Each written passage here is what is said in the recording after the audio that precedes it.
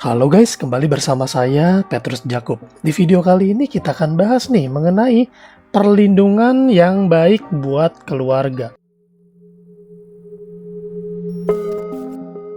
Teman-teman, kemarin ada orang yang baru saja ambil polis sama saya. Dia ambil asuransi penyakit kritis dan asuransi jiwa. Jadi dia menghubungi saya, lalu dia bilang, "Pak Petrus, saya mau mendaftar asuransi penyakit kritis dan asuransi jiwa, dana warisan." Jujur, nggak banyak orang yang seperti beliau. Kenapa? Karena banyak yang menganggap asuransi itu belum terlalu penting. Nah, saya nggak tahu apa yang mendasari Bapak ini tiba-tiba menghubungi saya untuk ambil asuransi. Lalu saya tanya, Bapak kenapa nih tumben nih mau ambil asuransi? Udah gitu asuransinya bukan asuransi kesehatan pula. Dia bilang, oh kalau kesehatan saya sudah ada BPJS. Jadi saya punya anak, dia bilang, usia SD. Saya lupa umur, kalau nggak salah umur 6 tahun ya. Dan dia bekerjanya sih nggak terlalu beresiko, dia bilang. Tapi usia dia udah lumayan ya, hampir mendekati 40. Jadi menurut dia resiko bisa kejadian kapan aja. Jadi dia mau berjaga-jaga dengan berasuransi. Dan sepertinya sih saya nggak perlu ngejelasin terlalu panjang lebar ya. Karena beliau udah paham banget tentang asuransi. Jadi dia menganggap asuransi ini adalah dana darurat dan itu tepat sekali teman-teman. Jadi asuransi ini memang dana darurat ya, dan kalian boleh pilih tuh manfaat yang di dalam polis asuransi kalian itu mau isinya apa. Saya sering sekali berikan pengandaian ibarat kita mau makan nasi padang. Nasi putih itu adalah menu utama asuransi jiwa. Lalu lauk pauknya itu ayam goreng atau rendang itu adalah menu tambahan, yaitu asuransi penyakit kritis. Boleh gak makan nasi putih polos doang? Boleh, tapi boleh gak ditambah sama lauk pauk? Boleh. Boleh gak ditambah dengan sayur-sayuran? Asuransi kecelakaan, asuransi pembebasan premi? Boleh.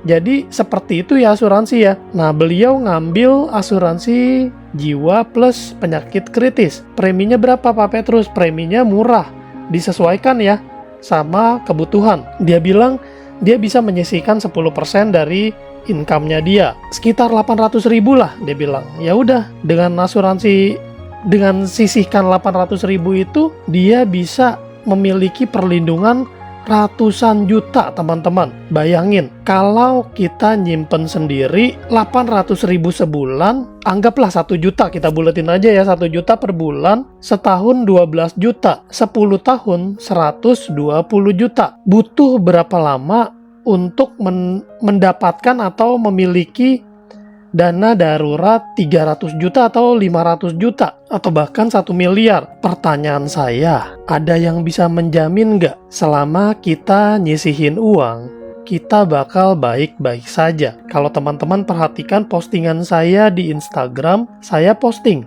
artis yang tiada di usia muda. Di sini saya sengaja menampilkan mereka yang terkenal karena ya mereka masuk berita teman-teman. Tapi banyak gak orang-orang yang tidak masuk berita yang sudah tiada di usia muda juga? Banyak banget. Nah, di sini saya mau spill beberapa nama yang sebenarnya sih ini ada dari berita ya. Jadi saya hanya mengkutip aja nih dari berita dan Wikipedia. Pertama, Olga Syaputra, usia 32, profesi pemeran, penyanyi, presenter, dan komedian. Ternyata nggak kebal ya sama resiko. Jadi ini ada banyak banget teman-teman. Ajima Said. Dan kalau teman-teman perhatikan, Ajima Said ini meninggal saat bermain futsal. Jadi ya bukan berarti kita nggak boleh olahraga juga sih. Boleh olahraga. Tapi ya seperti yang sudah kejadian ini, kita nggak pernah bisa tahu nih. Bahkan orang yang menjaga pola hidupnya baik aja tetap bisa kejadian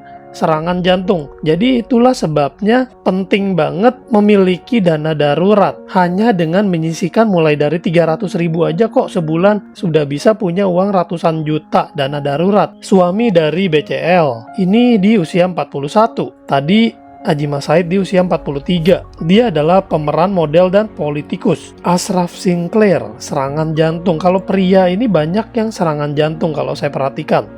Julia Perez, ini di usia 36, kanker serviks. Mike Mohede, 32 serangan jantung. Ini adalah pemenang Indonesian Idol season 2, Ade Namnung. Jadi di sini saya hanya mau mengingatkan kembali kepada teman-teman, khususnya yang memiliki keluarga, karena asuransi ini adalah cinta dan tanggung jawab kepada keluarga. Tentunya kita mau ya memastikan keluarga kita untuk baik-baik saja, ada kita maupun tanpa kita. Bagaimana caranya? Dengan memiliki asuransi. Kalau kita merasa asuransi kesehatan sudah tercover oleh BPJS atau mungkin asuransi kantor, saran saya alangkah baiknya dan alangkah bijaknya jika kita memiliki asuransi penyakit kritis dan asuransi jiwa dana warisan. Berapa nominalnya? Minimal 1 miliar kalau yang saya rekomendasikan. Berapa preminya? Silakan hubungi saya supaya bisa mendapatkan nih penawaran preminya dan ilustrasinya, proposalnya. Silakan teman-teman lihat-lihat dulu, pelajari dulu, pertimbangkan lagi, karena asuransi ini jangka panjang. Jangan sampai kalian hari ini bilang penting, tapi setelah 1 tahun kalian bilang sayang menyisikan duit untuk asuransi. Sebab asuransi ini nggak bisa seperti itu.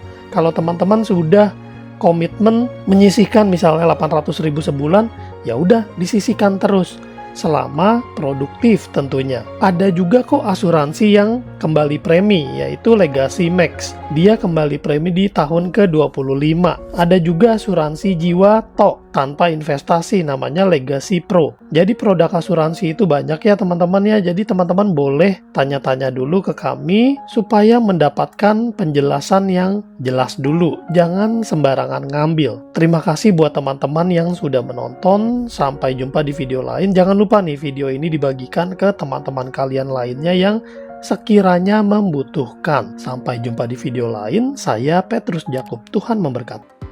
We are trusted for your life and precious ones. We are number one.